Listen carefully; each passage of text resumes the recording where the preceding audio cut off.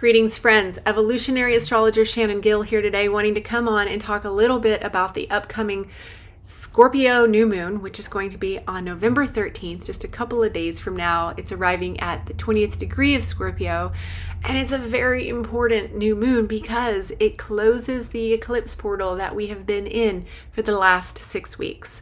The eclipse portal opened with the fiery full moon in Aries on September 29th. Then, of course, we had the two eclipses, the Libra solar eclipse, the final Taurus lunar eclipse, and now we're getting towards the very end of the journey. So my first question is, how are you doing? It's been a couple weeks since I've been on here. I know for most people in my field, it's been very intense. This is the axis of war. This is the axis of relationships. This is the axis of our relationship to life in so many ways. And so I'm just wanting to check in with you. Love to hear your comments. Please drop me a note. So I'd love to say that these last few days of the eclipse portal are all going to be about integration. But I wanted to go ahead and come on and give an energy alert that actually things are about to really intensify. And I'm sure you're probably already feeling it. This entire journey has been quite intense. And then, of course, we're in Scorpio season, which notoriously we're in the dark. But what's going on is that it's not just the sun in Scorpio, but we've had Mars and Mercury also journeying together with the sun in Scorpio. And Mars is going to exact an opposition with the planet Uranus tomorrow, which is November 11th. So Mars, we know, is the warrior. And, in its highest, it is protective and it's creative and it's initiating. It's courageous.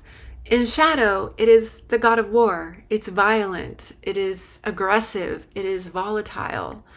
And coming into an exact opposition, which is a tense alignment with Uranus, which is the storm, the lightning bolt. This is probably one of the most volatile of the astrological aspects that we could have. It's explosive. And Uranus, though it is the modern ruler of Aquarius, it is about evolution and progress and innovation. There is something about the combination of that with Aries that feels quite unstable and unpredictable, that it's like freedom at any cost, right? And we know what the climate is on the planet right now. Everything has been accelerated during this eclipse portal. The eruption of what's going on in Israel is just absolutely devastating. The division that it's causing on the planet as a result, even within our own communities, within our own homes and our own families. So just a little bit of a heads up that the next few days, it's going to be really, really intense out there on an energetic level. It's definitely an accident-prone type of aspect, so be extra mindful, especially if you're having to be out in the world and driving in the highways and on the streets. Just extra awareness, do your protection, and lay low. Watch your own reactions.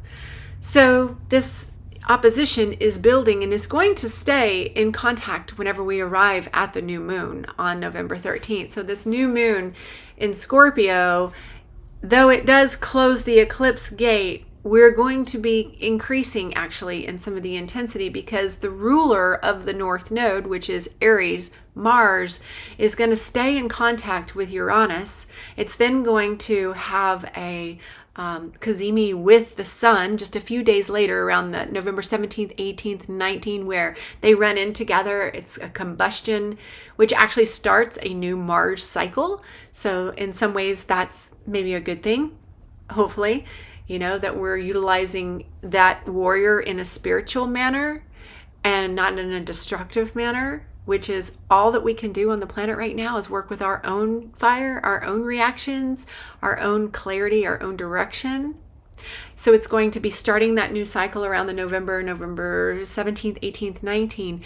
And then it's going to continue journeying and it's going to come into a square, which is another harsh aspect with Saturn right around Thanksgiving. I think it's November 25th. And so Mars, again, coming in with this fire and this aggression and this drive and this possible violence coming up against Saturn, which is essentially the system. It's the resistance, it's the old guard, it's the patriarchy. So we can surmise how that might play out on the world stage, but always we have to take it back to our own internal universe. And it's possible that around this period, there's going to be this combination of this fire of feeling motivated to help create change or to move forward with something in your life, and then hitting that square and feeling resistance or feeling blocked or feeling fear out of something that's going on that's outside of our control, per se. So we're really needing to learn how to dance with these more intense energies, and the work really is inside. So at this new moon in Scorpio, the invitation is to, of course, start a new cycle. When we're at a new moon, we're starting a new 6-month cycle of dancing with that archetype. So with Scorpio, it has to do with power versus powerlessness. It has to do with our relationship to surrender, to letting go. It has to do with the unseen world, things that are hidden, the unconscious realm, the underworld. So this is magic. This is actually quite potent. This is shamanism. This is, the occult. And so there's richness available to us. It's also a time, whenever this new moon comes, because we are closing the eclipse gate, to start the integration process, to reflect back on the last 6 weeks and what the eclipse season brought into your world, what doorways opened and what doorways closed. And you're on a new path now. And so the lights are going back on and things are being illuminated that perhaps you weren't able to see because the energies were quite chaotic during that time of the portal.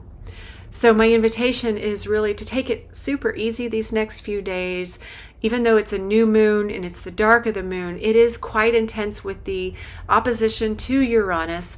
There is a beautiful trine to Neptune, which, the highest I think is for us to continue to strive to align our personal will, which is Mars, with higher will, Neptune, Pisces, the mystical realm. And of course, that can also be quite conflictual on the world stage when we're talking about, righteousness and religious beliefs and fueling into some of the feuds and the violence on the planet. So the more that we can calm down our own internal landscape, calm down our own relations with those that we love, with our intimate ones, with our neighbors, this is our greatest tool. This is our greatest path. This is really the time of calling all spiritual warriors to the forefront. We are at the gate, and the gate needs to open with the revolution of the heart. So I'm sending you so many blessings, so much love. Don't forget to drop me a note. If you haven't subscribed yet to my channel, please do so. And thank you so much for being a part of the shift.